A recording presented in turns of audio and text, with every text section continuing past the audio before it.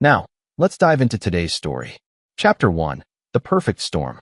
Staff Sergeant Cole Brennan adjusted his combat gear as the Afghan sun blazed overhead. After 3 tours in this godforsaken desert, he'd learned to read the signs, the subtle shift in wind patterns, the way locals avoided certain areas, the nervous energy that preceded an attack. Today felt different, though. Today felt like an ending. At 32, Cole had built himself into something most men only pretended to be. 6'2" of lean muscle, earned through years of military discipline and combat experience. His steel gray eyes had seen things that would break lesser men, and his hands had done things that haunted him in the quiet moments. But it was his mind that made him truly dangerous, analytical, patient, and utterly ruthless when crossed. Growing up in rural Montana, Cole had learned early that respect was earned through strength and kept through fear. His father, a former Marine, had beaten those lessons into him with a leather belt and iron fists. "Never show weakness, boy," the old man would growl between swings. "The world will eat you alive if you let it." Cole's mother had left when he was 12, unable to handle the violence that permeated their home. She'd promised to take him with her, then disappeared in the night with nothing but a note on the kitchen table. That betrayal had shaped him more than any bullet or bomb. Trust was a luxury he couldn't afford, and forgiveness was a weakness he'd carved out of himself with surgical precision. The military had given him purpose, structure, and most importantly, Lisa. Lisa Brennan had been everything Cole thought he wanted. Blonde, petite, with a smile that could light up a room and enough charm to make anyone believe they were special. They'd met at a military barbecue 5 years ago, and she'd pursued him with the kind of aggressive flirtation that most men found irresistible. She claimed to love his strength, his dedication, his unwavering loyalty. She'd married him 6 months later in a courthouse ceremony, promising to wait through deployments and build a life together. What Cole hadn't known was that Lisa viewed marriage as a transaction. She wanted the security, the benefits, the status of being a military wife. But she also wanted freedom, excitement, and men who could give her things Cole's modest sergeant salary couldn't provide. While he was bleeding in foreign deserts, she was bleeding their accounts dry on shopping sprees and girls' trips that weren't quite what they seemed.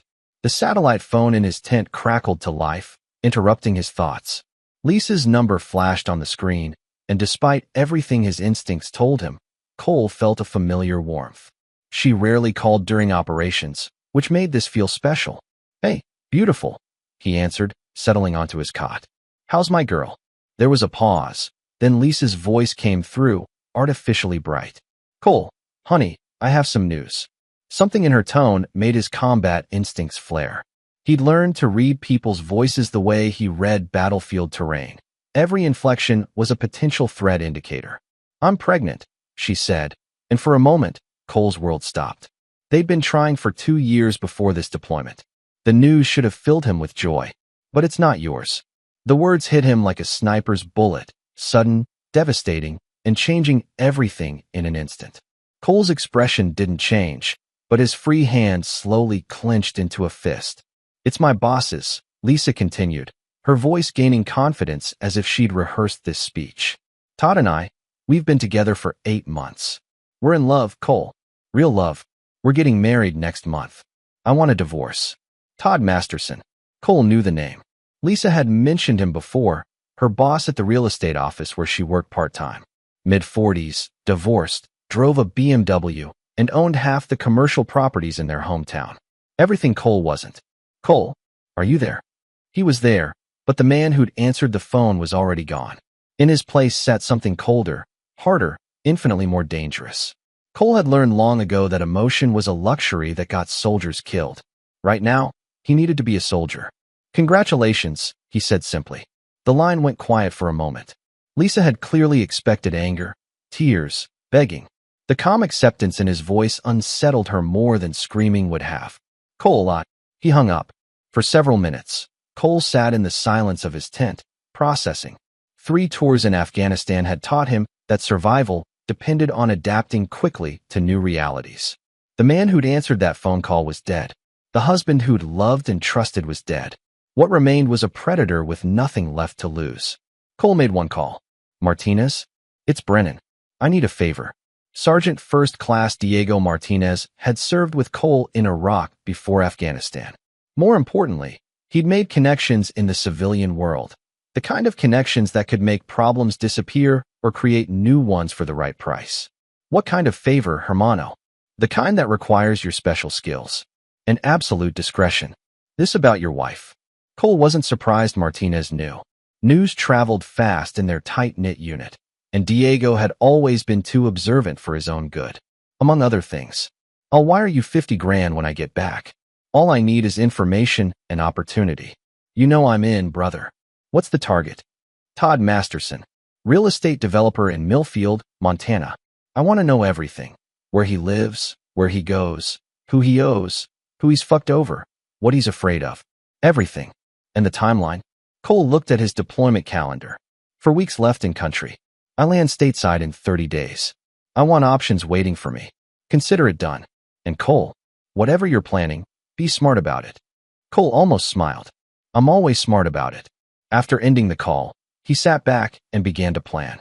Lisa thought she'd caught him off guard, that his quiet acceptance meant defeat. She had no idea she'd just awakened something that should have stayed buried. Todd Masterson thought he'd won the prize. A beautiful young wife and no consequences for destroying another man's life. They were both about to learn that some men don't just get mad. Some men get even. And Cole Brennan was very, very good at getting even. Chapter 2. Homecoming. 28 days later, Cole stepped off the transport plane at Fort Harrison feeling like a stranger in his own skin. The Montana air was crisp and clean, free of the dust and smoke that had filled his lungs for 15 months. But beneath the surface normalcy, something predatory moved through his veins like a slow poison. Diego Martinez was waiting by the terminal, leaning against his truck with the easy confidence of a man who'd never met a problem he couldn't solve. At 35, Diego was shorter than Cole but built like a tank, with arms covered in tattoos that told the story of 2 tours in Iraq and 3 in Afghanistan. His dark eyes missed nothing, and his smile could convince anyone he was their best friend, right up until he broke their kneecaps. Welcome home, hermano, Diego said, embracing Cole briefly. You look like hell. Feel worse. Cole threw his duffel bag in the truck bed. Please tell me you have good news. I have excellent news. Todd Masterson is everything you hoped he'd be, and worse. Diego pulled out a thick manila folder as they climbed into the truck. Real estate mogul, city council member, pillar of the community. Also a cocaine addict, gambling degenerate, and serial adulterer who's been using his position to pressure young women into bed for years. Cole flipped through photographs, financial records, and what looked like surveillance reports. Diego had been thorough. The best part? He owes serious money to some very serious people. Tony Russo's crew out of Billings. $250,000 in gambling debts, and they're getting impatient. Cole knew about Tony Russo. The man ran drugs, guns, and women through half of Montana, and his enforcers weren't known for their gentle collection methods. How impatient? Broke his accountant's fingers last week. Masterson's been scrambling to liquidate assets, but most of his wealth is tied up in properties that can't move fast enough. And Lisa? Diego's expression darkened. Living in his penthouse downtown. Spending money like it grows on trees. Already planning their wedding for next month. Going to be a big society event. She's been telling people you were abusive, that she had to escape before you killed her. Cole's jaw tightened, but his voice remained steady. Smart girl. Building her narrative early. There's more. Diego pulled out a tablet showing social media posts. She's been playing the victim online too. Poor military wife trapped with an unstable veteran who threatened her life. She's got half the town believing she's some kind of brave survivor. The posts were masterfully crafted, just enough detail to seem authentic, vague enough to avoid actual defamation. Lisa had always been good at manipulating people's emotions. That's how she'd hooked him in the first place. Any kids involved? Masterson has 2 from his first marriage. Teenage boys who hate his guts and live with their mother in Seattle. The pregnancy announcement was made public last week. They're billing it as their first child together. Cole studied a photo of Lisa at some charity gala, her hand resting on a barely visible bump, beaming at the camera while Masterson's arm wrapped possessively around her waist. She looked radiant, happy in a way she'd never looked with him. That should have hurt. Instead, it just made him angry. Transportation? Truck's yours as long as you need it. Clean weapons are in the lockbox if things get messy. I've also got a place lined up for you. Cabin about 20 miles outside town. Isolated, secure, and off any official records. You've been busy. I've been motivated. Lisa came to see Carmen last week. Cole raised an eyebrow. Carmen was Diego's wife, a sweet woman who'd always been kind to military spouses. Wanted to explain the situation and make sure Carmen understood that you were dangerous and unstable. Even suggested Carmen should be careful around me since I was your friend. Diego's hands tightened on the steering wheel. She made my wife afraid of me, Cole. That makes this personal. Good. Personal is better. It means fewer questions later. They drove in comfortable silence toward the outskirts of Millfield, Cole's hometown of 15,000 people where everyone knew everyone else's business. The kind of place where reputations mattered more than truth, and Todd Masterson had spent years building his. What's the play? Diego asked as they turned onto a gravel road leading into the mountains. Simple. I'm going to give them exactly what they want. Which is? Cole smiled for the first time since the phone call. It wasn't a pleasant expression. A monster. The cabin was perfect, an old hunting lodge hidden in thick pine forest, accessible only by a single winding road. Solar power, satellite internet, and enough isolation to conduct business without interference. Diego had stocked it with everything Cole might need: surveillance equipment, untraceable phones, and a small arsenal that would make most militia groups jealous. One more thing, Diego said as they unloaded Cole's gear. Masterson's got a private security company watching his properties. Nothing too serious, rent-a-cops mostly. But they're armed and supposedly trained. How many? 4 guys on rotation. Ex-cops who got kicked off the force for various reasons. More bark than bite, but they know the territory. Cole nodded, already calculating. Security guards were creatures of habit, and habits could be exploited. The key was patience, something he'd learned to cultivate in the mountains of Afghanistan, where one mistake could get your entire squad killed. Timeline. Weddings in 3 weeks. Russo's people gave Masterson until after the honeymoon to pay up. Apparently, they think he'll liquidate more assets once he's legally connected to Lisa's family money. Cole paused. What family money? Diego's grin was predatory. That's the beautiful part. Lisa's been telling everyone her family has money tied up in investments. Truth is, her father's a barely functional alcoholic who works at the grain elevator, and her mother cleans houses. The only money she'll bring to the marriage is whatever she can steal from Masterson's accounts. So she's running a con. A damn good one. Girl's got skills. Cole felt a twisted pride despite himself. Lisa had always been smart. He just hadn't realized how smart. She'd played multiple angles, convincing Masterson she was bringing money to the relationship while positioning herself as the innocent victim of an abusive marriage. It was actually impressive. It was also going to get her killed. That night, alone in the cabin, Cole spread Diego's intelligence across the kitchen table like a general planning a campaign. Photos of Masterson's properties, surveillance schedules, financial records, personal habits, and known associates. But it was the photo of Lisa that held his attention longest. She looked different. Older, more confident, wearing clothes that cost more than Cole made in a month. The scared young woman who'd married him was gone, replaced by someone harder, more calculating. Good. He'd hated the idea of destroying someone innocent. Cole's phone buzzed with a text from an unknown number. Cole? It's Lisa. We need to talk. Please. He stared at the message for a long moment, then deleted it without responding. She'd made her choices. Now it was time to live with the consequences. Outside, the Montana wind howled through the pines, carrying the scent of snow and the promise of winter. Cole began to plan, each detail falling into place with military precision. By the time spring came to the mountains, Todd Masterson and Lisa would understand what happened when you betrayed a man who'd learned to kill professionally. But first, he needed to become someone they'd never suspect. Chapter 3. The Wolf in Sheep's Clothing. 3 days later, Cole walked into Millfield's only diner looking like a broken man. His shoulders slouched with defeat, his clothes were wrinkled and unwashed, and his eyes held the hollow stare of someone who'd lost everything. The performance was so convincing that Martha Hedrick, who'd known him since childhood, immediately rushed over with coffee and sympathy. "Oh, honey," she whispered, her weathered face creased with concern. "I heard about Lisa. I'm so sorry." Cole let his voice crack slightly. I don't understand how it happened. I thought we were happy. Within an hour, half the town knew Cole Brennan was back, and within 2 hours, everyone had an opinion about his situation. The consensus was mixed. Some saw him as a victim of a faithless wife. Others wondered if Lisa's claims about abuse might be true. Cole encouraged both narratives, playing different roles for different audiences. At the hardware store, he was the devastated husband seeking closure. At the bar, he was the dangerous veteran barely holding himself together. With the church ladies, he was the faithful Christian trying to forgive his wife's betrayal. Each performance was carefully calibrated to create exactly the reaction he needed. "Heard you were back in town," came a voice from behind him as he sat at the bar, nursing his third beer. Cole turned to see Frank Morrison, Millfield's police chief and Todd Masterson's golf partner. Frank was the kind of small-town cop who'd gotten fat and lazy on a diet of traffic tickets and domestic disputes.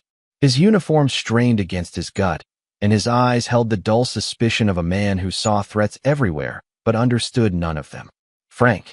Cole's voice was carefully neutral. "Just trying to figure out my next move." "Well, I hope that next move doesn't involve any trouble. We got a peaceful town here, and I aim to keep it that way." Cole allowed himself to look confused. "Trouble? I just want to understand what happened to my marriage." "Your wife says you threatened her. Says you got violent when she tried to leave." "Lisa said that." Cole let genuine surprise color his voice. "Frank, you've known me since high school. When have I ever raised a hand to a woman?" Frank's certainty wavered slightly. Cole had indeed been a model citizen before joining the military, star quarterback, honor student, the kind of young man everyone expected great things from. People change, especially after what you boys see over there. "Maybe." Cole took a long pull of his beer. "But I never threatened Lisa. I love her. That's what makes this so hard." The performance was perfect, just vulnerable enough to seem authentic, just defensive enough to maintain his dignity. Frank left looking troubled, which was exactly what Cole wanted. Doubt was a powerful weapon when wielded correctly. By the end of the week, Cole had established his cover identity throughout Millfield. To most people, he was a broken man trying to piece his life back together. He'd rented a small apartment downtown, gotten a job doing manual labor for a construction company, and started attending grief counseling sessions at the local church. Every move was designed to create the appearance of a man struggling with his demons, but ultimately harmless. Only Diego knew the truth, and Diego was back in Arizona handling his own business. The real work happened after dark. Cole's military training included advanced surveillance techniques, and Todd Masterson was an easy target. The man was a creature of habit: gym at 6 a.m., office by 8, lunch at the country club, evening drinks at his penthouse, or various social functions. His security team was competent but predictable, rotating shifts every 8 hours and following the same patrol routes each night. More importantly, Masterson was getting desperate. Cole had watched him take 3 phone calls from Tony Russo's people in the past week, each conversation leaving him more agitated than the last.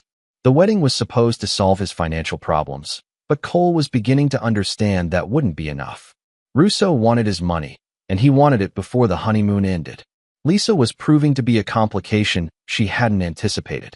The girl was smart, but she was also greedy. She'd been pressuring Masterson to put properties in her name, claiming it was for tax purposes and estate planning. What she really wanted was insurance, assets that couldn't be touched if Masterson's other problems caught up with him. Cole had been inside their penthouse twice while they were out, planting listening devices and cameras throughout the space. What he'd learned was fascinating. "You promised me security." Lisa's voice came through his headphones as he sat in his truck outside their building. "How is this secure when you owe money to gangsters?" "It's temporary," Masterson replied, stress evident in his voice. "After the wedding, after I consolidate some assets, everything will be fine." "What assets?" "The only liquid cash you have is tied up in projects that won't pay out for months. And that's assuming they pay out at all." Cole smiled. Lisa had been doing her homework. She'd learned enough about Masterson's business to understand just how precarious his position really was. The Patterson deal will close next month. $60 million in development fees.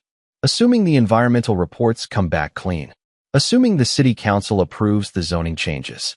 Assuming your partners don't decide they'd rather cut you out entirely. That won't happen. Why? Because you're so trustworthy? Because you're such a loyal business partner? Todd, You're sleeping with another man's wife and planning to marry her while he's deployed overseas. What exactly about that screams integrity? The irony was beautiful. Lisa was critiquing Masterson's character while conveniently ignoring her own role in the betrayal. But she was also revealing something important. She didn't trust him any more than he should trust her. Besides, Lisa continued, what happens when Cole gets back? You think he's just going to accept this? From what I remember, he's not the type to walk away quietly.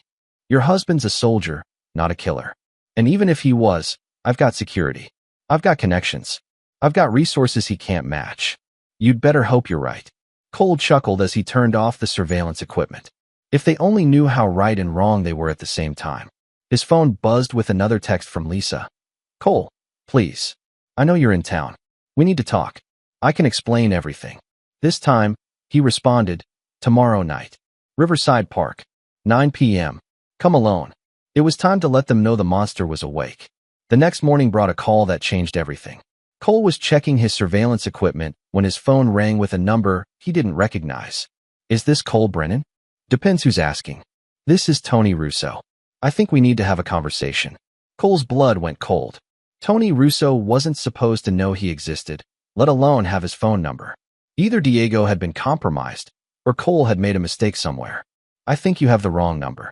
No, Mr. Brennan, I definitely have the right number. See, I make it my business to know about everyone who might affect my investments. And Todd Masterson is a significant investment. I don't know what you're talking about. Of course you don't. Just like you don't know that you've been watching Masterson's building for the past week. Just like you don't know that your friend Martinez made some very specific inquiries about my business operations. Cole's mind raced. Russo was obviously having him watched, but how long had it been going on? And more importantly, what did he want? Here's what's going to happen, Russo continued. You're going to meet me at the old cement plant on Highway 12. Tomorrow night, midnight. You're going to come alone, and you're going to listen to what I have to say.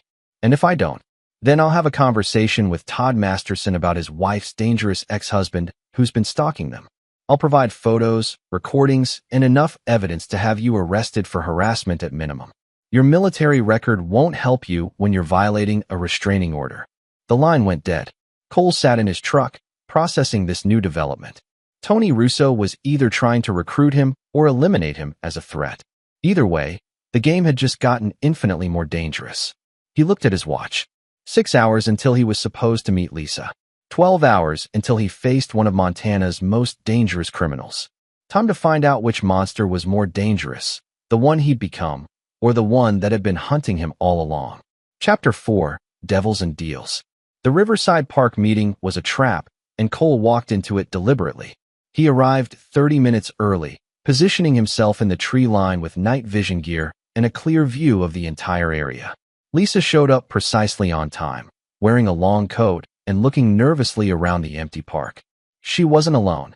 2 of Masterson's security guards were positioned near the parking area, trying to look casual while scanning for threats. Cole smiled. They were thinking like bodyguards, not like soldiers.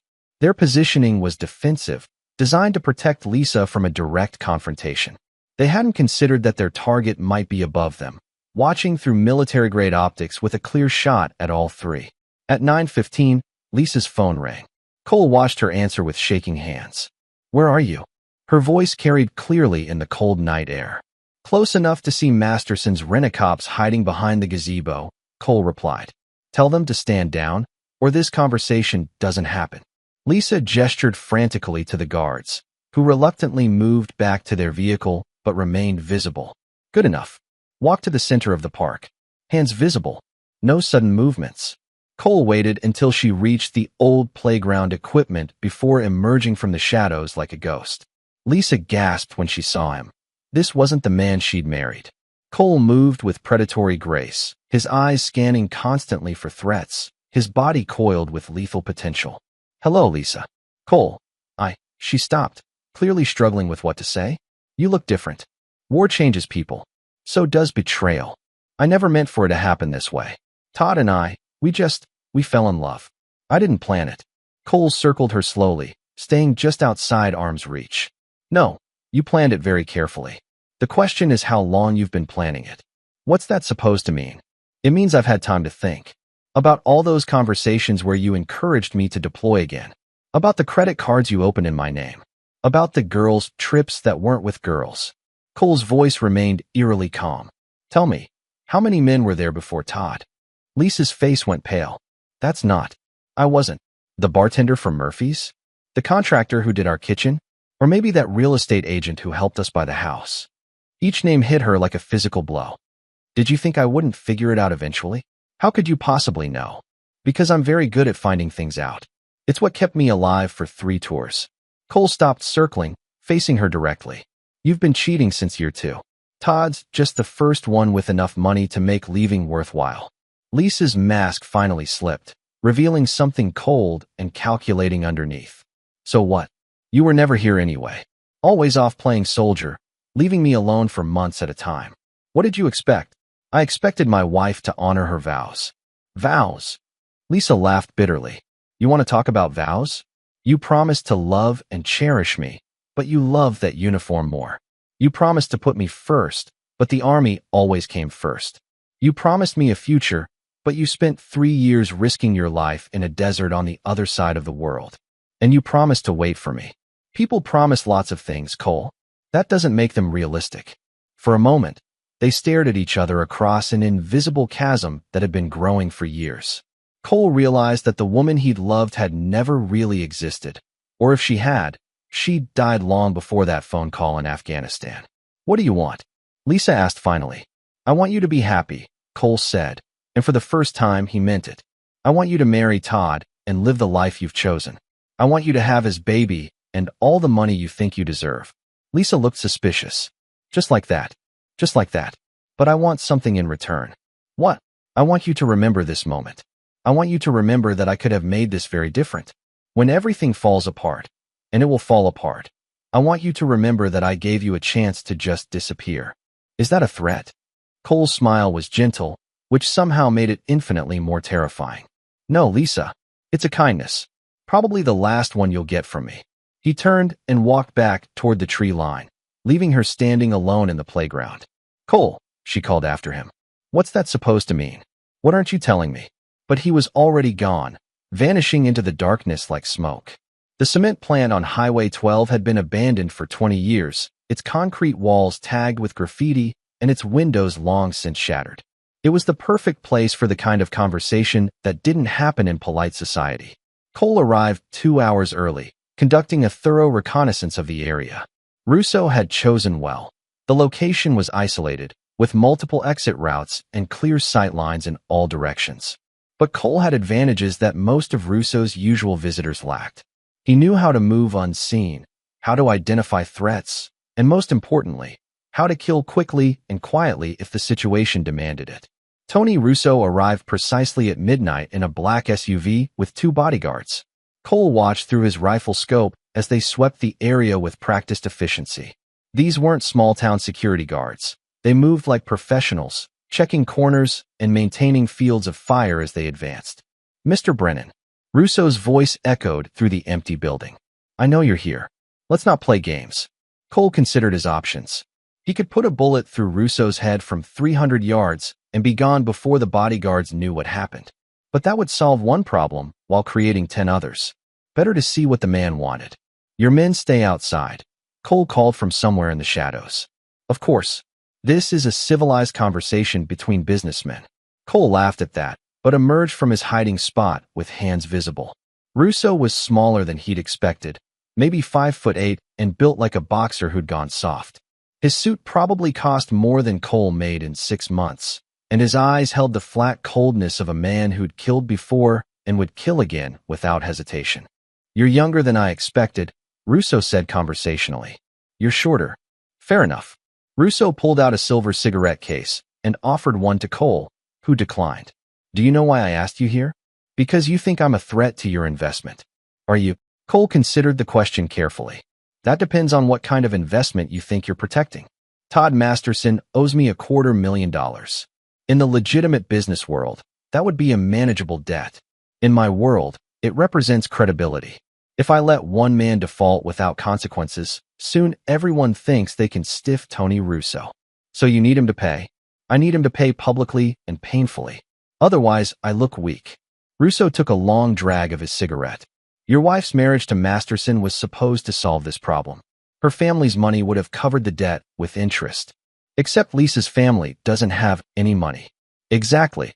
Russo's smile was sharp as a blade, which puts Mr. Masterson in a very difficult position. He's promised me payment in full by the end of the month, but his only liquid assets are tied up in development projects that won't pay out for months, if ever. Cole began to understand where this was going. And you think I can help solve this problem? I think you have skills that could be very useful. I also think you have motivations that align with my interests. You want me to kill him. I want you to collect a debt. How you choose to do that is entirely up to you. Cole pretended to consider the offer. What's my percentage? 10% of whatever you recover, plus my assistance with any personal matters you might want to handle. What kind of assistance? Russo flicked his cigarette into the darkness. The kind that makes problems disappear permanently. The kind that ensures certain people never cause trouble again. The kind that a man with your particular background might find very valuable. It was a tempting offer, and Cole let his expression show that he was genuinely considering it.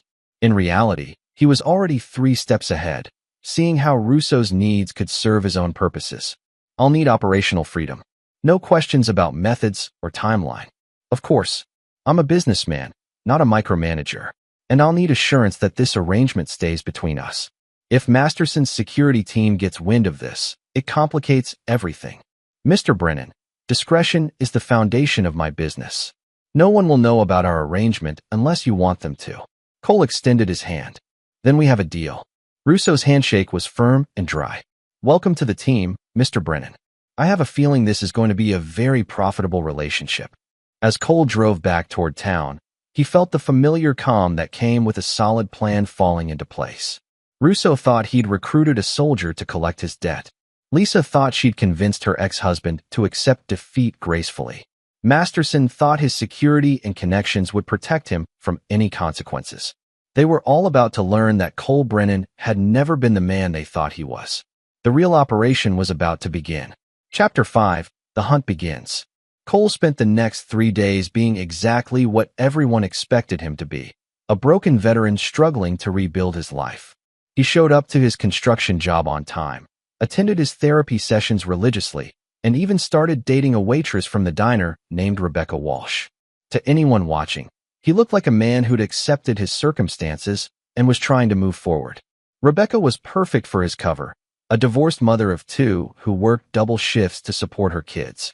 She was kind, genuine, and desperate enough for companionship that she didn't ask too many questions about Cole's past. He felt guilty about using her, but the alternative was letting Lisa and Masterson destroy him without consequences. You seem different tonight, Rebecca said as they shared coffee after her shift ended. More relaxed. Just feeling like maybe things might work out after all, Cole replied, letting her interpret that however she wanted. I'm glad. You deserve to be happy after everything you've been through. Cole nodded, thinking about what happiness meant to a man like him. It wasn't the simple pleasures that most people sought. For Cole, happiness was the satisfaction of a mission accomplished, the peace that came from knowing his enemies had been neutralized completely. While Cole played the role of healing veteran, his real work happened in the shadows. He'd identified 3 separate vulnerabilities in Masterson's life that could be exploited individually or in combination. The key was timing. Each phase had to build on the previous one, creating a cascade of disasters that would leave his target with nowhere to run. Phase 1 was already in motion. Todd Masterson had built his real estate empire on a foundation of bribes, kickbacks, and insider information. The City Planning Commission had been in his pocket for years, approving zoning changes and development permits that tripled the value of his properties. But that corruption had left a paper trail, and Cole had spent weeks photographing documents and recording conversations that would destroy Masterson's political connections. The beauty of using Masterson's corruption against him was that it would look like natural consequences rather than targeted revenge. A crusading journalist, an anonymous tip to the FBI, a coincidental audit. Any of these could bring down his empire without pointing back to Cole. But Cole wanted more than financial ruin. He wanted total destruction. Phase 2 targeted something Masterson valued more than money, his reputation. You sure about this? Diego asked as they sat in Cole's truck outside Masterson's country club. Diego had returned from Arizona with a trunk full of specialized equipment and an eagerness to get back into the action. I'm sure. How's the surveillance package? State of the art. Audio, video, GPS tracking, the works. Once we plant these devices, we'll know everything Masterson does, says, or thinks. And the blackmail material? Diego grinned and pulled out a tablet showing several high-resolution photographs. 3 different women, all young enough to be his daughters, all employees of companies he does business with. None of them looked particularly willing. Cole studied the images. Masterson in hotel rooms with girls who looked terrified, drugged, or both. The photos had been taken over the past 6 months by a private investigator working for one of the women's families. How'd you get these? Let's just say Tony Russo isn't the only one with an interest in Mr. Masterson's activities. Turns out he's made a lot of enemies over the years. Any of them willing to go public? Not yet, but they might be more motivated if Masterson's position became less secure. Cole nodded. Fear was a powerful motivator, but so was opportunity. Once Masterson started looking vulnerable, his victims would find their courage quickly enough. What about Lisa? Diego's expression darkened. Your wife's been busy. Bank records show she's been moving money out of their joint accounts into a personal account in the Cayman Islands. Girl's not taking any chances. Smart. How much? $2 million so far. All legally transferred, so she can't be charged with theft. But it's definitely not what a loving fiancé would do. Cole felt a twisted respect for Lisa's cunning. She'd learned to protect herself in a world where men like Masterson held all the power. Too bad she'd never learned to recognize real danger when it was standing right in front of her. Any contact from Russo? Radio silence. But his people have been asking questions about your military record. They want to know exactly what kind of soldier they've hired. What did you tell them? The truth. 3 tours, exemplary service record, decorations for valor under fire. The kind of man who gets the job done no matter what it costs. Good. Let them think they know what they're dealing with. That night, Cole and Diego penetrated Masterson's penthouse security like ghosts moving through a graveyard. The guards were competent but predictable, following their patrol routes with the mindless precision of men who'd never expected to face a real threat. Cole could have killed all 4 of them without breaking a sweat, but that would have been counterproductive. Instead, they planted listening devices throughout the apartment, installed cameras in strategic locations, and copied the contents of Masterson's computer files. By dawn, they knew more about his business than his own accountants did. What they discovered was even better than Cole had hoped. Son of a bitch is completely underwater, Diego whispered as they reviewed the financial records. The Patterson development deal? It's a Ponzi scheme. He's been using new investor money to pay returns to existing investors while skimming millions for personal use. How long before it collapses? 6 months, maybe less. When it does, he'll be looking at federal fraud charges that could put him away for 20 years. Cole smiled. Masterson thought he was playing chess while Cole was playing 3-dimensional warfare. The man's own greed would provide the weapons for his destruction. There's more, Diego continued. Lisa doesn't know about the Patterson deal. She thinks they're living off legitimate real estate profits. So when it collapses, she'll be as surprised as everyone else. And twice as angry.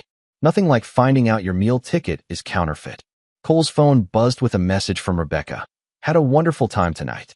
Can't wait to see you again tomorrow. He stared at the text for a long moment, feeling something that might have been guilt. Rebecca was a good woman who deserved better than being used as cover for his operation. But Cole had learned long ago that good people often got hurt when evil people made bad choices. He hadn't created this situation. He was just managing the consequences. Another message came through. This one from Lisa. I know you're planning something. Todd's security team says you've been watching us. Please don't do anything stupid. Cole deleted the message without responding. Lisa was finally beginning to understand the kind of man she'd married and betrayed. Too late to matter, but fear was always educational. The final message came from an unknown number. Masterson's getting nervous. Might be time to accelerate our timeline. TR. Tony Russo was getting impatient, which meant Cole needed to start applying more direct pressure. Phase 1 had been about gathering intelligence and positioning assets. Phase 2 would be about psychological warfare, making Masterson and Lisa understand that their comfortable world was built on quicksand. Phase 3 would be about watching them sink. Cole looked at his watch. 3:47 a.m. In 12 hours, Todd Masterson would receive a package that would change everything. In 24 hours, Lisa would discover that the man she'd chosen over her husband had secrets that made Cole's violent past look like a children's story. And in 72 hours, they would both understand that some betrayals carry consequences that last forever. The hunt had begun. Chapter 6. Pressure Points. The package arrived at Masterson's office at 10:15 a.m., delivered by a courier service that specialized in untraceable communications. Inside the unmarked envelope were 3 items. A photograph of Masterson entering a hotel with a girl who couldn't have been older than 19, a USB drive containing financial records that proved his Patterson development was a fraud, and a simple note written in block letters, "Pay your debts." Cole watched from across the street as Masterson's secretary signed for the delivery, noting the timestamp for future reference. His surveillance equipment would record Masterson's reaction when he opened the package, providing valuable intelligence about the man's emotional state and decision-making process under pressure. 20 minutes later, Masterson's voice came through Cole's headphones, shrill with panic. "What the hell is this supposed to mean?" Masterson was on the phone with someone, his voice tight with stress. "I don't owe you anything beyond what we agreed." The response was inaudible, but Masterson's face went pale as he listened. "That's impossible. Nobody has access to those files. They're encrypted, password protected." Another pause, longer this time. "No, absolutely not. I won't be blackmailed by some 2-bit gangster who thinks he can." Masterson stopped mid-sentence, apparently cut off by whoever was on the other end. When he spoke again, his voice was barely above a whisper. "I need more time. The Patterson deal closes next month, and then I'll have your money. All of it, with interest." Cole smiled.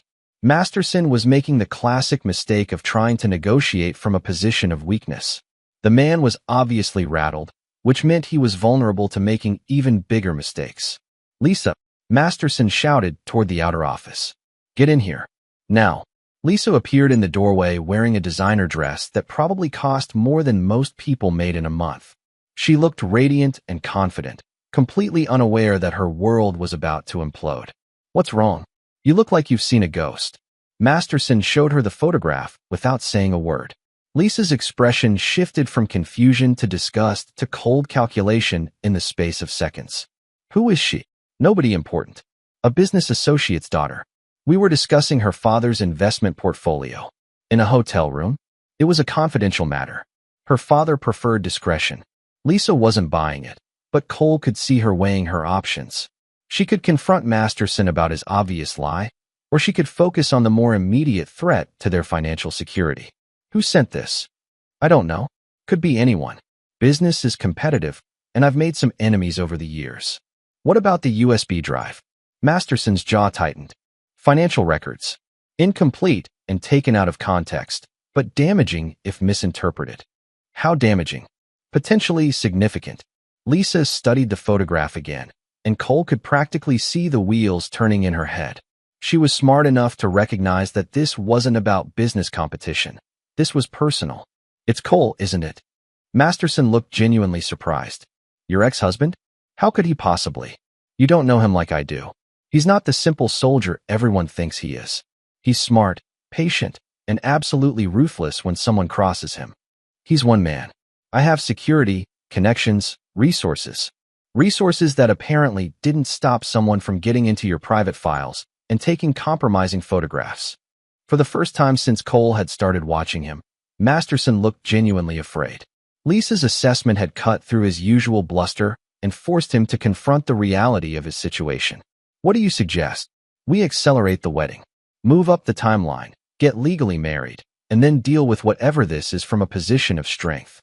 "How does getting married help us?" "Because married couples can't be forced to testify against each other. Because my name on your assets makes them harder to seize. And because if Cole is behind this, he'll have a harder time maintaining his emotional detachment once we make it official." Cole had to admire her strategic thinking. Lisa understood human psychology better than most trained interrogators. She was absolutely right that making their relationship legal would complicate his emotional response. She was also completely wrong about what that might mean for their safety. "When?" Masterson asked. "This weekend. City Hall, just the 2 of us. Sign the papers and make it legal. We can always have a big ceremony later when this blows over." And if it doesn't blow over? Lisa's smile was cold as winter. Then we disappear. I've been preparing for that possibility since the day I moved in with you. Cole's admiration for Lisa's cunning was tempered by the realization that she'd been planning her escape route from the beginning. She'd never trusted Masterson any more than she'd trusted him. The only difference was that Masterson was useful to her right now. His phone buzzed with a text from Tony Russo. Heard your boy got some interesting mail today. Time to turn up the heat. Cole responded, already in motion. Recommend patience. Patience doesn't pay my bills. Results do. You'll have results. But if we move too fast, we lose operational control. There was a long pause before Russo replied, 48 hours. Then we do this my way. Cole pocketed his phone and checked his watch. If Masterson and Lisa were moving up their wedding timeline, he'd need to accelerate his own plans. Phase 2 required careful orchestration, and he was running out of time to set all the pieces in motion. That evening, Cole met with Diego at their safe house to review the intelligence gathered from the day's surveillance. They're spooked, Diego reported. Masterson's been making phone calls all afternoon, trying to figure out who's behind the package. He's even hired a private security firm to conduct a threat assessment. Any luck identifying the source? None. The courier service uses fake addresses and cash payments. The photographs were taken with untraceable equipment. Even the USB drive was wiped clean of identifying metadata. Good. What about Lisa? She's been busy too. Made 3 calls to offshore banks, transferred another $1 million to her Cayman account, and booked a flight to Switzerland for next Tuesday. Cole raised an eyebrow. Switzerland. Round trip, first class, open return date. Girl's definitely preparing for a quick exit. She's smarter than I gave her credit for. Smart enough to be dangerous. If she gets spooked and runs before we're finished. She won't run. Not yet. She's too greedy to walk away from Masterson's money, and too proud to admit that her plan isn't working. Cole spread aerial photographs of Masterson's various properties across the table. But we need to accelerate the timeline. Russo's getting impatient, and if he moves unilaterally, it compromises everything. What's the play? Direct action. Tonight, we hit 3 targets simultaneously. Masterson's office, his warehouse complex, and his personal computer systems. We want him to understand that nowhere is safe. That's a significant escalation. He might go to the police. With what? A photograph of him with an underage girl? Financial records that prove he's running a Ponzi scheme? Admitting he's being blackmailed would require explaining why he's vulnerable to blackmail. Diego nodded slowly. And the end game? Cole's smile was predatory. Masterson's going to disappear. Permanently. But not before he destroys Lisa's life the way she destroyed mine. You want him to take her down with him? I want her to understand what it feels like to have everything she cares about stripped away piece by piece. Money, security, reputation, future, all of it gone because she couldn't honor the promises she made.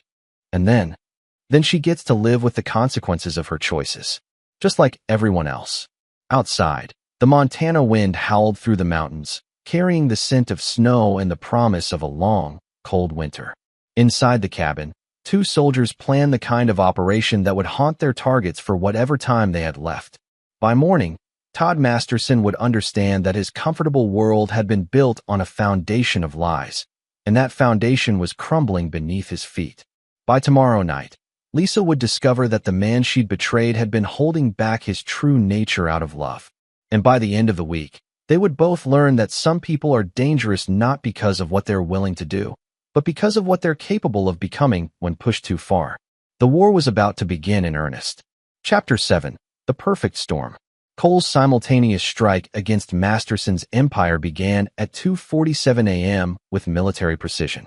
While Diego handled the warehouse complex on the east side of town, Cole infiltrated the downtown office building where Masterson conducted his legitimate business. The third target, Masterson's personal computer network, was being handled remotely by a contact Diego had cultivated in the cybersecurity world. Masterson's office security was laughably inadequate compared to the Taliban strongholds Cole had breached in Afghanistan. He was inside the building within 6 minutes, past the private security, and into Masterson's personal office without triggering a single alarm. The man's arrogance had made him careless.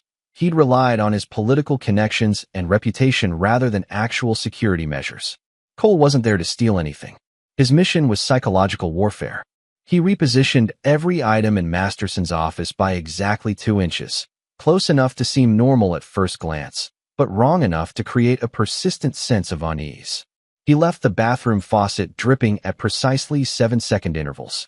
He adjusted the thermostat to 68 degrees, just uncomfortable enough to be annoying. Most importantly, he left a single playing card on Masterson's desk, the Ace of Spades, traditionally known as the death card. The beauty of these intrusions was their subtlety. Masterson would spend the entire day feeling like something was wrong without being able to identify exactly what. The cumulative effect would be a persistent anxiety that would erode his decision-making capabilities and make him increasingly paranoid. Meanwhile, Diego was leaving his own calling cards at the warehouse complex. Nothing dramatic, just small signs that someone had been there. A door left unlocked that should have been secured. Security cameras repositioned to face slightly different angles. A coffee cup left on a desk where no coffee cup should have been. The cyber attack was more direct. By 4 a.m., Masterson's computer systems had been compromised, his files copied, and his email accounts monitored. More importantly, his financial records had been subtly altered, not enough to cause immediate problems, but enough to create discrepancies that would be discovered during any detailed audit. At 6:15 a.m., Cole was back in his apartment, showered and dressed for another day of construction work. To anyone watching, he'd been home all night, exhausted from manual labor and early bedtimes. His alibi was perfect.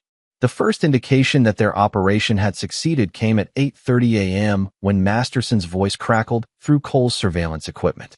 "Something's wrong," Masterson was telling his head of security. "My office, everything's been moved. Someone was here last night. The alarm system shows no breaches, sir.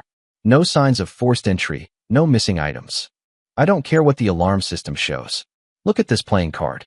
This wasn't here yesterday." Cole could hear the strain in Masterson's voice. The man was already on edge from the previous day's package, and this new violation of his personal space had pushed him closer to panic. "Could have been the cleaning crew, sir. Sometimes they move things around.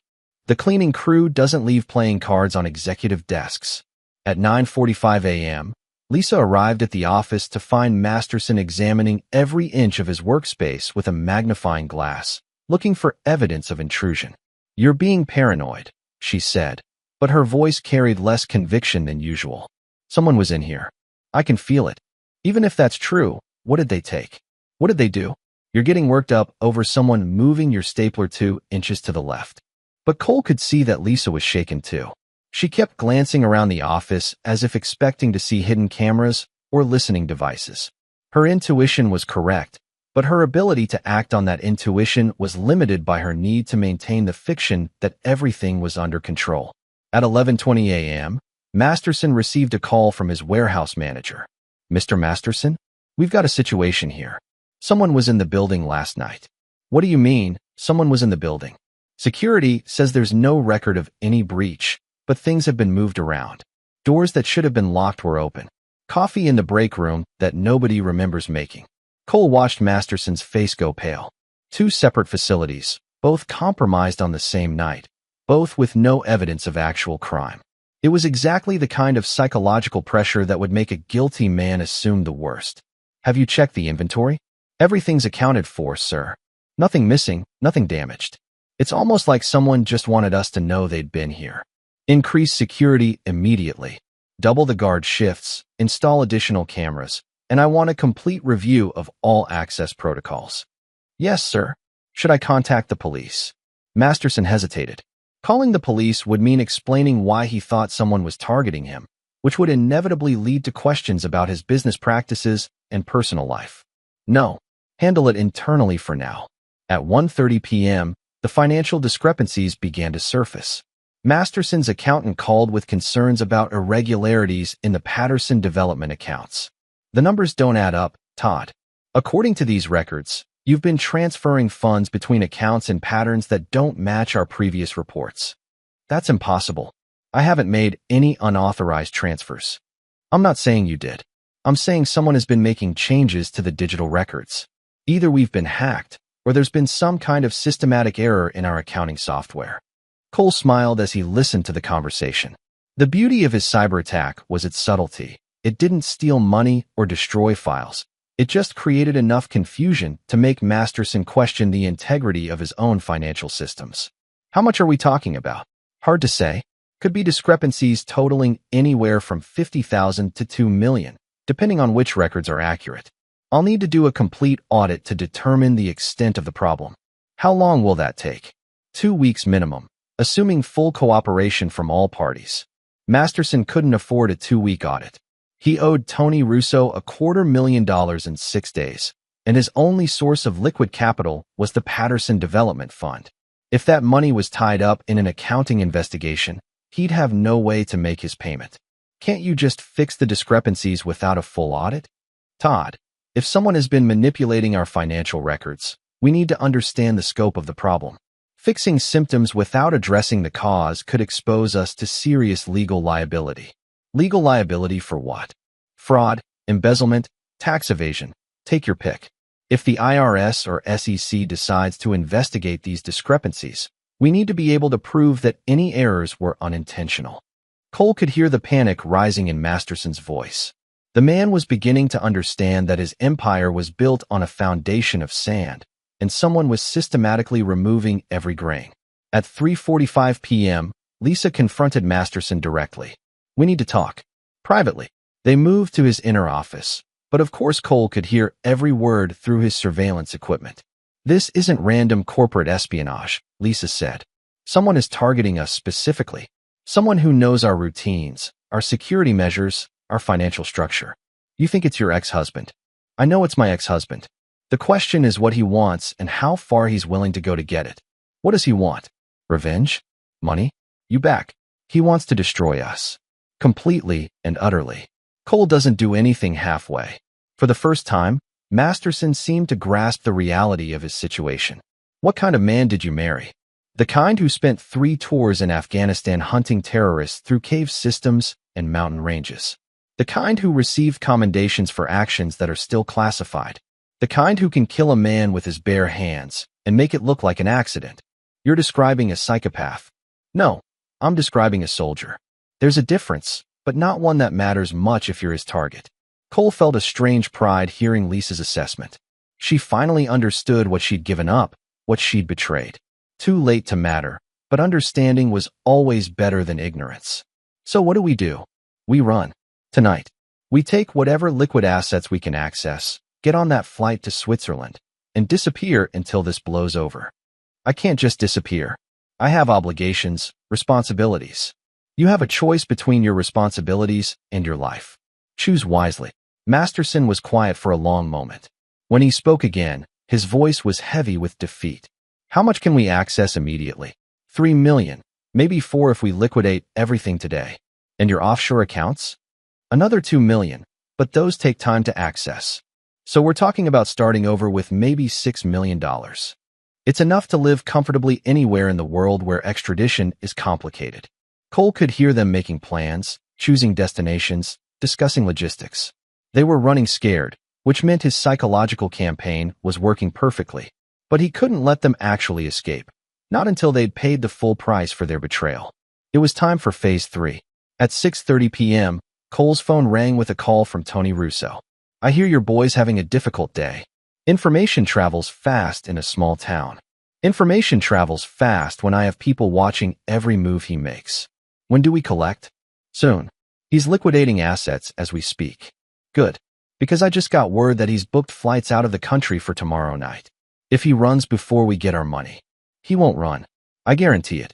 How can you be so sure? Cole smiled as he watched Masterson and Lisa through his surveillance feed, frantically packing documents and preparing for their escape. Because I'm about to give him something more important to worry about than your debt. The final phase of Cole's plan would destroy everything Masterson and Lisa thought they knew about power, security, and escape. By tomorrow night, they would understand that some prisons have no walls, and some sentences have no appeals. The hunt was almost over. Chapter 8, The Reckoning. At 8:47 p.m., Todd Masterson received a phone call that changed everything. Mr. Masterson? This is Detective Sarah Morrison with the Montana State Police. We need to speak with you immediately regarding allegations of sexual assault and financial fraud.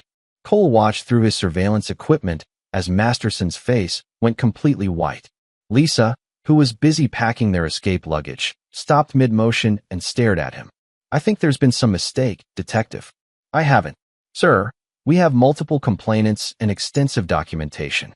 I strongly advise you to contact an attorney and arrange to come in for questioning voluntarily. The alternative is a warrant and arrest in front of your neighbors." Masterson's hands were shaking as he hung up the phone. The detective was real. Cole had made sure of that. So were the complainants. Diego had spent the past week locating and encouraging Masterson's previous victims to come forward, providing them with evidence and legal support they'd never had before. "What's happening?" Lisa demanded. "The police. They want to question me about." Masterson couldn't finish the sentence. "About what?" "Sexual assault.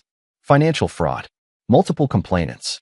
Lisa stared at him for a long moment, and Cole could see her mentally reviewing everything she knew about the man she'd planned to marry.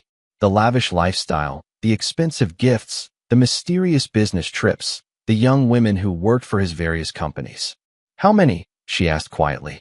"How many what? How many women?" Masterson's silence was answer enough. "Jesus Christ, Todd. What have you done?" "Nothing that wasn't consensual. Nothing that wasn't mutually beneficial." "Mutually beneficial?"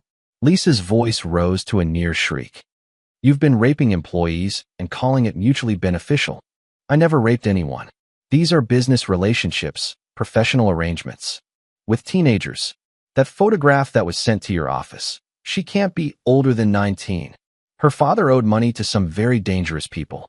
I helped solve his problem, and she helped solve mine. Everyone benefited." For the first time since Cole had known her, Lisa looked genuinely horrified. Whatever she'd imagined about Masterson's character, this level of predatory behavior was beyond what she'd bargained for. "We have to run. Now. Tonight." "Where?" "If the police are involved, they'll have my passport flagged. They'll be watching the airports, the borders. Then we drive. Mexico, Canada, anywhere but here." Masterson was pacing now, his usual confidence completely shattered. "You don't understand. These aren't just local police. If they're talking about financial fraud, that means federal involvement. FBI, IRS, SEC, they have resources we can't outrun. So what do you suggest? That we just surrender?" "I suggest we figure out who's behind this and eliminate the threat." Lisa laughed bitterly. "Eliminate the threat?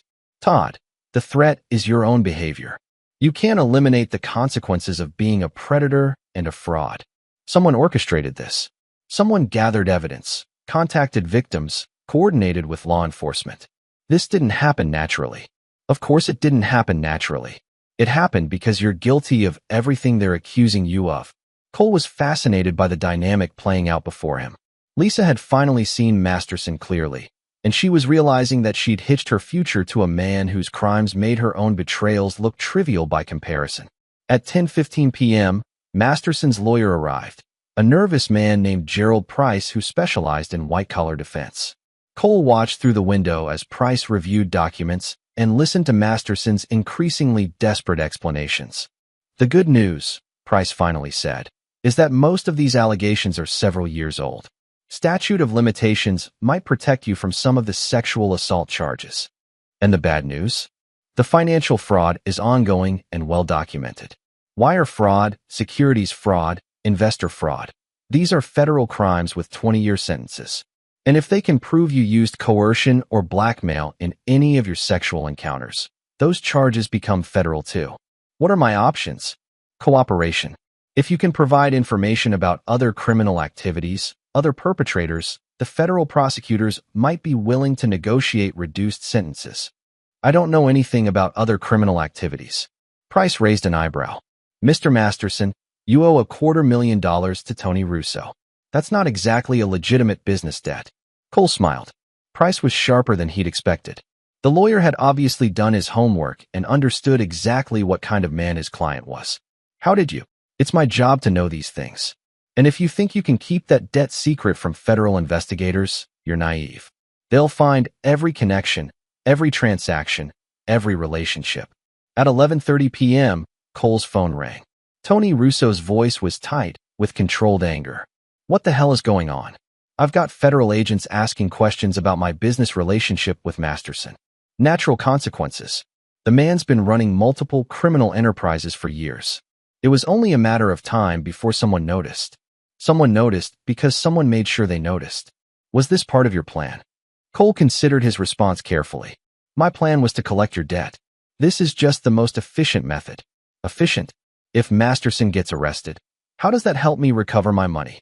Because now he's desperate enough to do anything to avoid federal prison, including liquidating every asset he has to pay off debts that might disappear if their creditors were to help with his legal problems. There was a long pause as Russo processed the implications. You want me to offer him protection in exchange for payment. I want you to offer him hope. Whether you follow through is entirely up to you. And if he doesn't have the money, then you have a federal case that will seize all his assets anyway. Either way, you recover your investment. Russo's laughter was cold and calculating. You're a devious son of a bitch, Brennan. I respect that. I'm a professional. There's a difference.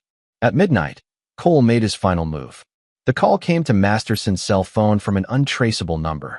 Mr. Masterson? You don't know me, but I have information that might help your situation. Who is this? Someone who understands that your current legal problems were manufactured by people with specific agendas. I can provide evidence that might discredit your accusers and cast doubt on the federal investigation. Masterson looked at Lisa, who shook her head frantically. But desperation had made him willing to grasp at any lifeline. What kind of evidence? The kind that shows your victims were paid to make false accusations. The kind that proves the financial discrepancies in your accounts were created by outside hackers. The kind that demonstrates this entire investigation is a coordinated attack by people who want to destroy you. Why would you help me? Because I have my own issues with the people behind this attack. Enemy of my enemy, and all that. What do you want in return? $2 million. Cash. Tonight. Lisa was making frantic gestures, trying to get Masterson to hang up. But he was already too far gone to listen to reason. $2 million is most of my liquid assets. Mr. Masterson, federal prison sentences for your alleged crimes start at 20 years. How much is your freedom worth? An hour later, Masterson was driving through the Montana wilderness with $2 million in cash, following directions to a remote location where he believed salvation waited. Lisa had refused to come, finally understanding that any deal made under these circumstances was guaranteed to end badly. Cole was waiting at the designated meeting spot, an abandoned mining camp 20 miles from the nearest road. When Masterson's car pulled up, Cole stepped out of the shadows wearing military fatigues and a balaclava that obscured his features. You have the money? Masterson held up a duffel bag with shaking hands. $2 million, as agreed. Now where's this evidence you promised? There is no evidence, Todd. Something in Cole's voice made Masterson step backward toward his car. What do you mean? I mean your victims are real. Your crimes are real. The investigation is real. The only thing that was manufactured was the hope that you could escape consequences. Cole pulled off the balaclava, revealing his face for the first time. Hello, Todd. I'm Cole Brennan, Lisa's husband. Masterson's legs nearly gave out. You did all this. I did all this. The surveillance, the psychological pressure, the federal investigation, the legal problems, all of it designed to bring you to this moment. What do you want? Cole's smile was colder than the mountain air. I want you to understand what you took from me. Lisa was my wife, my future, my reason for surviving 3 tours in Afghanistan. You destroyed that for money and sex. I'll give it back. The money, Lisa, all of it. I'll disappear, leave the country, never contact her again. It's too late for that. The federal charges are real, even if I helped coordinate their timing. You're going to prison, Todd. The only question is what happens before you get there. Masterson looked around desperately, as if searching for escape routes in the darkness. What do you want me to do? I want you to call Lisa. I want you to tell her exactly what kind of man you are, exactly what you've done to those women, exactly how you've been lying to her since the day you met. She already knows. She knows you're a predator. She doesn't know about the murders. Masterson went completely still. What murders? Cole pulled out a tablet showing surveillance footage of Masterson meeting with 2 men in a parking garage 6 months earlier. The conversation was inaudible, but the body language was clear, money changing hands, instructions being given, promises being made. Jennifer Walsh, 22 years old, working her way through college. She was going to expose your arrangement with her employer. You had her killed, and made it look like a robbery. That's not. I never. Maria Santos, 19 years old, supporting her family by working at your development company. She recorded conversations where you admitted to fraud. You had her car sabotaged on a mountain road. Cole showed him more footage, more evidence, more proof of crimes that Masterson thought he'd covered perfectly. You're not just a predator and a fraud, Todd. You're a killer. And when the FBI finds this evidence, which they will, you'll be looking at the death penalty instead of just prison. Masterson was crying now, all pretense of dignity gone. Please. I'll do anything. I'll pay anything. Call Lisa. Tell her the truth. All of it. With shaking hands, Masterson dialed Lisa's number. Todd, where are you? The police came by the apartment looking for you. Lisa, I need to tell you something. About the women, about the business, about everything. Cole listened as Masterson confessed to years of rape, murder, fraud, and corruption. With each revelation, Lisa's voice became smaller, more horrified, more distant. You killed them? She whispered finally. I had to. They were going to destroy everything we built together. We didn't build anything together. You built an empire of rape and murder, and I was just stupid enough to think it was legitimate. Lisa, please.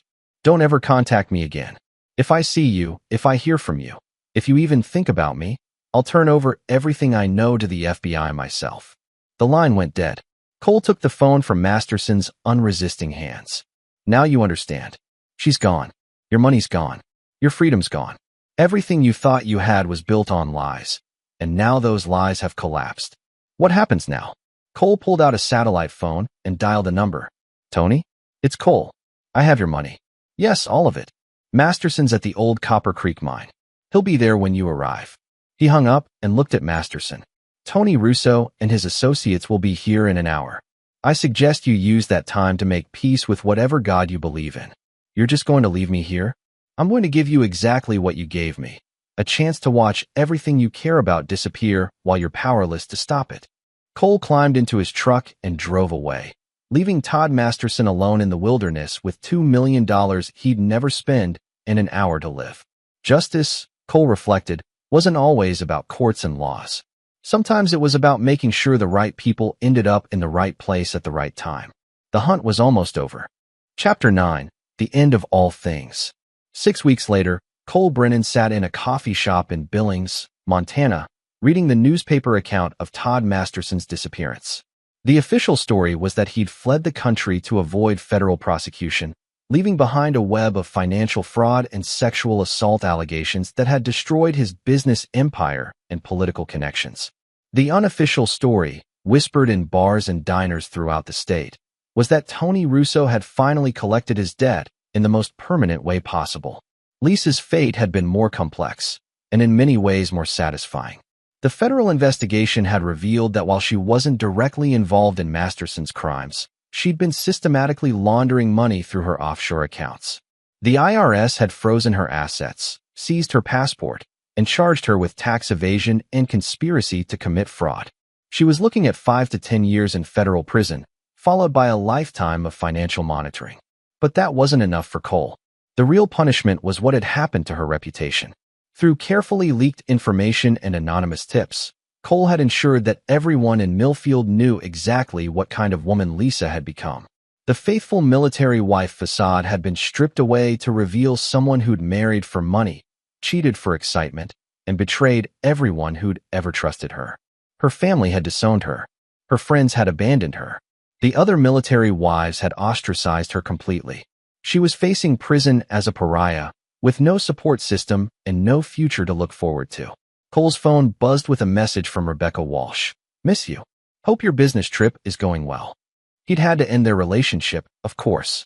Rebecca was a good woman who deserved better than being used as cover for his operation. He'd told her he was taking a job out of state, promised to stay in touch, and sent her enough money to cover her rent for 6 months. It wasn't much, but it was all he could do to minimize the collateral damage from his choices. Diego had returned to Arizona with his own share of the money they'd recovered from Masterson's accounts. $2 million would go a long way toward ensuring his family's security, and Cole felt good about rewarding the man who'd risked everything to help him find justice. Any regrets? Diego had asked during their final meeting. About Masterson? None. About Lisa? Cole had considered that question carefully. I regret that she made the choices she made. I regret that I didn't see what she really was earlier. But I don't regret the consequences she's facing. And now I disappear.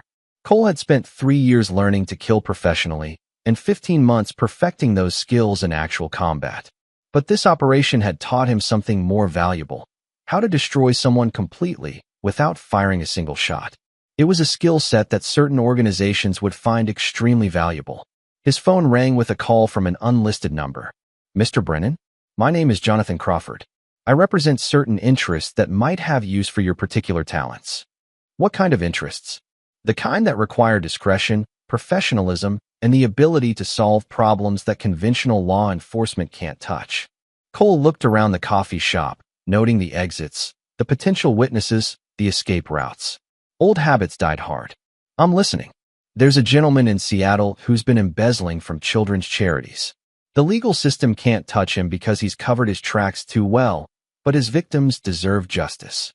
"What kind of justice?" "The kind that ensures he never hurts anyone again. The kind that recovers the stolen money for its rightful purposes. The kind that demonstrates what happens when people prey on the innocent." Cole smiled. "When do I start?" "As soon as you're ready. There's a substantial retainer involved, plus expenses and performance bonuses. You'll be well compensated for your efforts." "And my operational freedom?" "Complete. We provide targets and objectives. Methods and timeline are entirely up to you." Cole closed the newspaper and walked out of the coffee shop toward his truck. In the back was everything he owned: weapons, surveillance equipment, fake identification documents, and enough cash to disappear anywhere in the world. He'd started this operation as a betrayed husband seeking revenge. He was ending it as something much more dangerous: a professional killer with a talent for making the guilty destroy themselves. Lisa had wanted him to be different, to be someone who could give her the excitement and wealth she craved. Todd Masterson had thought he was dealing with a simple soldier who could be intimidated or eliminated. They'd both been wrong. Cole Brennan wasn't a different man. He was exactly the man he'd always been. They'd just never bothered to understand what that meant. As he drove out of Billings toward his next assignment, Cole thought about the conversation he'd had with Lisa in the park weeks earlier. He'd told her he wanted her to be happy, and in a strange way, he still meant it. She'd gotten exactly what she'd chosen: a life built on lies, money stolen from others, and consequences that would follow her forever. Some people called that justice. Cole called it mathematics. Every action had an equal and opposite reaction. Every choice had consequences. Every betrayal had a price. Lisa had wanted to betray her husband for a better life. Todd had wanted to build wealth through crime and violence. Tony Russo had wanted his money back with interest. They'd all gotten exactly what they'd asked for. Cole's phone buzzed with a final message from Lisa's number. "I know what you did. I know it was you. I hope you're satisfied." He deleted the message without responding. Satisfaction wasn't the right word for what he felt. Peace, maybe. Justice, certainly. But not satisfaction. Satisfaction implied that the score was settled, that the debt was paid, that everyone could move on with their lives. But Cole had learned something important during this operation. He was very good at what he did. He enjoyed the challenge, the complexity, the precision required to destroy someone completely. And there were a lot of people in the world who deserved exactly that kind of attention. Lisa and Todd had just been practice. Now the real work could begin. As his truck disappeared into the Montana wilderness, Cole Brennan became exactly what his wife had always feared he might become: a man with nothing left to lose and everything to gain from other people's downfall. The hunt never ended. It just found new prey.